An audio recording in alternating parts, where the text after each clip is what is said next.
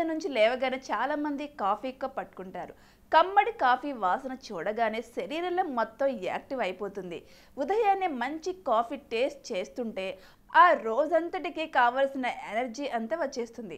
Coffee lovers రకరకాల కాఫీలను taste చేస్తూ ఉంటారు.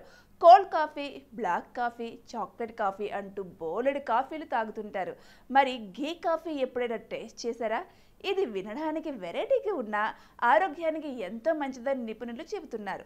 దీనినే బుల్లెట్ ప్రూఫ్ కాఫీ అని కూడా పిలుస్తారు. కప్పు కాఫీలో టేబుల్ స్పూన్ నెయ్యి కలిపి పరకడుపునే తీసుకుంటే ఆరోగ్యానికి మేలు జరుగుతుందని నిపుణులు చెబుతున్నారు. ఈరోజు నేషనల్ గవర్నమెంట్ కాఫీ డే సందర్భంగా ఘీ కాఫీ లాభాల గురించి తెలుసుకుందాం.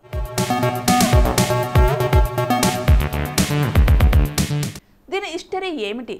కెఫిన్ ఉన్న డ్రింక్స్కు వెన్నను జోడించే ఆచారం 7వ శతాబ్దం నుండే మొదలైంది. బటర్ టీ డిబేట్ మొదలైంది. ఇప్పటికీ హిమాలయ పర్వతాలలో ఉదయం సేవించి ఇష్టమైన పానీయాలలో ఇది ఒకటి. బటర్ టీని 13వ శతాబ్దంలో చైనీస్ ప్రపంచానికి పరిచయం చేశారు. అయితే 2009 వరకు ఈ కాఫీ అంతగా ప్రచారంకి రాలేదు. డేవిడ్ ఆస్ప్రే కాఫీ ద్వారా ఇది ప్రచారంలోకి వచ్చింది. తాజా పాలతో వెన్న తయారు చేస్తారు. దీన్ని నెయ్యిగా మార్చి కాఫీలో కలుపుతారు. డయాబెటీస్కు మంచిది. కాఫీకి నెయ్యి కలపడం వల్ల అనేక ఆరోగ్య ప్రయోజనాలు ఉన్నాయని నిపుణులు చెబుతున్నారు. ఘీ కాఫీ తాగిన తర్వాత ఏదైనా తింటే ఇన్సులిన్ నెమ్మదిగా విడుదల అవుతుంది.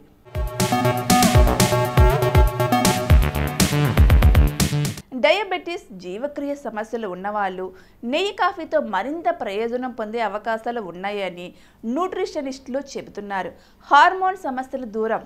ఈ మధ్యకాలంలో మహిళల్లో హార్మోన్లలో అసమతుల్యత పెద్ద సమస్యగా మారింది. ఈ సమస్యలను పరిష్కరించడానికి ఘీ కాఫీ సహాయపడుతుంది. యాక్టివ్గా ఉంటారు. ఈ కాఫీతో డే ప్రారంభిస్తే రోజంతా యాక్టివ్గా ఉంటారు. నెయ్యిలో ఒమేగా-3 ఫ్యాటీ యాసిడ్స్, ఒమేగా-6 ఫ్యాటీ యాసిడ్స్ పుష్కలంగా ఉంటాయి. ఆరోగ్యకరమైన కొవ్వులు ఎక్కువగా ఉంటాయి. హెల్తీ ఫ్యాట్స్తో రోజును ప్రారంభిస్తే ఆ రోజంతా మీరు ఎనర్జెటిక్గా ఉండడమే కాకుండా తినాలన్న కోరిక తగ్గుతుంది. దీంతో బరువు కంట్రోల్ ఉంటుంది.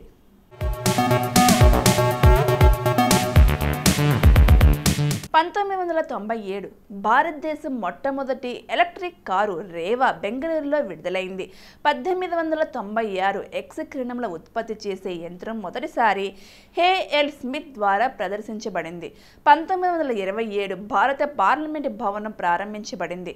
2012 గజ్వేల్ అంటే మెదక్ జిల్లా, భూపాలపల్లి అంటే వరంగల్ జిల్లా మేజర్ గ్రామ పంచాయతీలను పురపాలక సంఘంగా మారుస్తూ ప్రభుత్వం ఉత్తర్వులు జారీ చేసింది. 2003 ప్రముఖ హిందీ కవి మరియు రచయిత హరివంశ్ రాయ్ బచ్చన్ మరణించారు. 2005 ప్రపంచంలోని అతిపెద్ద వాణిజ్య జెట్ ఎయిర్బస్ A320 ఫ్రాన్స్లో ఆవిష్కరించబడింది. 2006 యునైటెడ్ స్టేట్స్లో సుప్రీంకోర్టు ఉద్దేశపూర్వక మరణంపై ముద్ర వేయబడింది. 2007 ప్రపంచంలోని అత్యంత వృద్ధ మహిళ జూలీ విన్ ఫ్రెడ్ బెర్సాడ్ కెనడాలో మరణించారు. 2008 జార్జ్ క్లూన్ను ఐక్యరాజ్య సమితి శాంతి పరిరక్షణగా నియమించారు.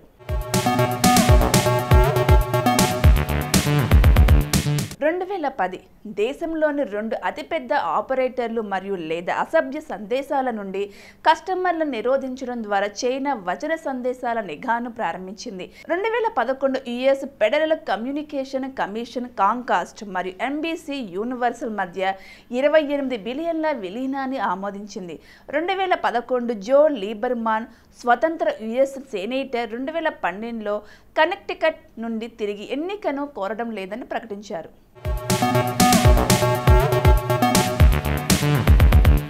2012 మునిగిపోయిన క్రూయిజ్ యొక్క ఫ్రాన్సిస్కో సెట్టింగ్ల కెప్టెన్ కోస్టా కాంకోర్డియా కారణంగా నావిగేషన్ లోపాను ఒప్పుకున్నారు.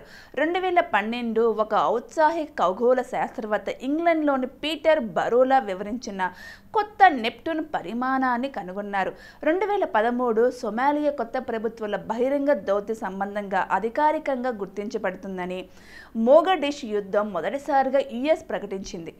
2012 2013 మొదటిసారిగా నాసా ద్వారా లేజర్ కమ్యూనికేషన్ సాధించబడింది. శాస్త్రవేత్త లియోనార్డో డా విన్సీ యొక్క మోనాలిసా చిత్రాన్ని అంతరిక్ష నౌక ద్వారా లేదా చంద్రుని కొరికే చంద్రుని రికసైన్సేషన్ ఓర్బిటర్కు విజయవంతంగా ప్రకాశింపజేశారు.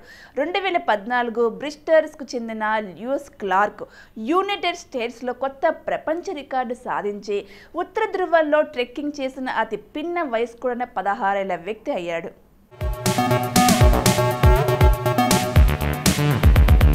సో చూశారు కదా, జనవరి 18న చరిత్రలో కొన్ని ముఖ్య సంఘటనల గురించి. మరి జనవరి 18వ తేదీన ఒక్కసారి చరిత్రలోకి వెళ్ళి చూస్తే ఎంతోమంది ప్రముఖుల జననాలు జరిగాయి. మరి ఒక్కసారి చరిత్ర పుటల్లోకి వెళ్ళినట్టు జన్మించిన ప్రముఖులు ఎవరో తెలుసుకుందాం రండి.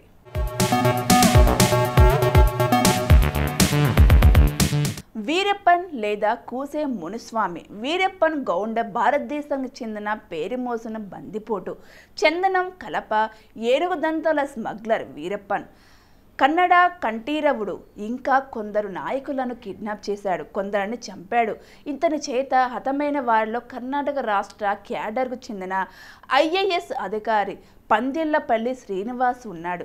ఇతని అనుచరుల్ని పట్టుకునేందుకు Tamil Nadu police special task force operation cocoon పేరుతో ప్రణాళికను రచించింది. ఈ operation superintendent of police Vijay Kumar నాయకత్వంలో సాగింది. 1991లో ఆరంభమైన ఈ ఆపరేషన్ 2004 అక్టోబర్ 18న వీరప్ప, అతని అనుచరులు సేతుకాలి గోవిందం, చంద్రేగౌడ, సేతి మునులను కాల్చి చంపడంతో ముగిసింది. ఇది దాదాపు 100 కోట్ల ఖర్చుతో భారతదేశ చరిత్రలోకెల్లా అత్యంత ఖర్చు అయిన ఆపరేషన్గా నిలిచింది. వీరప్పన్ 1952 జనవరి 18న గోపీనాథం, కర్ణాటకలో జన్మించారు.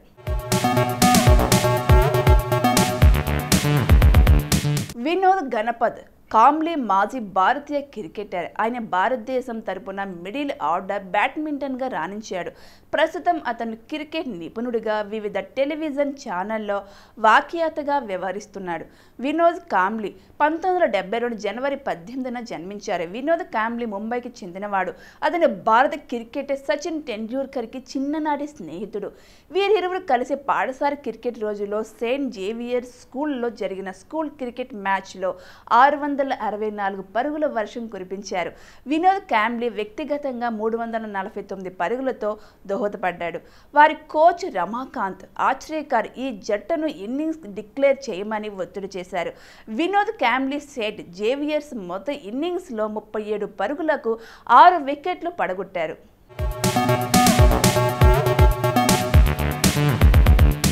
మోనికా బేడి భారతీయ నటి, టెలివిజన్ వ్యాఖ్యాత.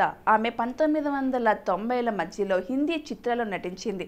ఆమె ఖాతాలో ప్యార్ ఇష్క్ ఔర్ మొహమ్మద్ 2001, జోడీ నెంబర్ 1 2001 వంటి ఎన్నో విజయవంతమైన చిత్రాలు ఉన్నాయి. ఆమె బిగ్ బాస్ 2, ఝలక్ దిఖ్లా జా 2లలో పాల్గొన్నది. అలాగే స్టార్ ప్లస్ ప్రసారం చేసిన సరస్వతి చంద్ర షోలో గుమాన్ కౌర్ వ్యాస్ పాత్ర పోషించడం ద్వారా ఆమె ప్రసిద్ధి చెందింది. ఆమె 1975 జనవరి 18న ప్రేమ్ కుమార్ బేడి, శకుంతలా బేడి దంపతులకు పంజాబ్లోని హోషియార్పూర్ జిల్లా చబ్బేవాల్ గ్రామంలో జన్మించింది. ఆమె డి రామానాయుడు నిర్మించిన తెలుగు భాషా చిత్రం తాజ్మహల్ అంటే 1995తో నటన ప్రారంభించింది.